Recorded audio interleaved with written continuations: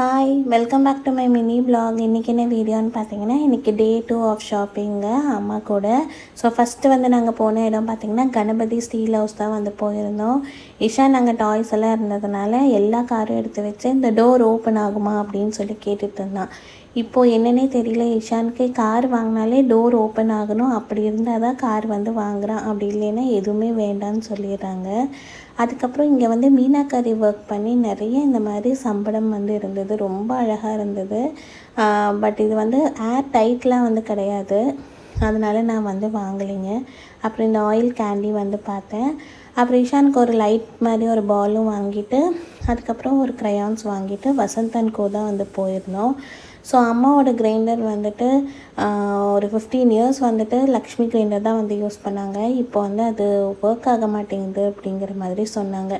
சரி, அதனால் வசந்த் அண்ட் கோவில் அல்ட்ரா வந்து வாங்கலாம் அப்படின்னு தான் வந்து போயிருந்தோம். ஸோ இதில் பார்த்திங்கன்னா 2.5 லிட்டர்ஸ் வந்து வாங்கியிருந்தாங்க.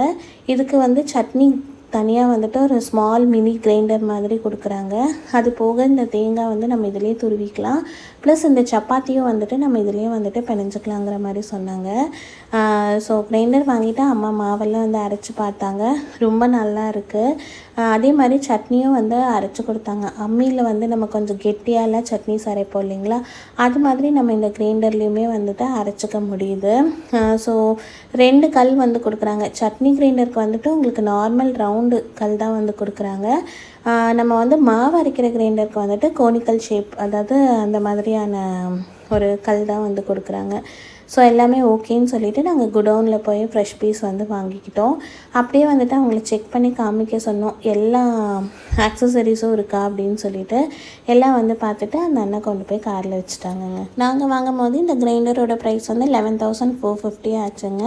உங்களுக்கு இந்த வீடியோ பிடிச்சிருக்குன்னு நினைக்கிறேன். பிடிச்சிருந்தா மறக்காமல் என் சேனலை சப்ஸ்கிரைப் பண்ணிக்கோங்க. இன்னொரு ஹாப்பி vlogல பார்க்கலாங்க. பாய்.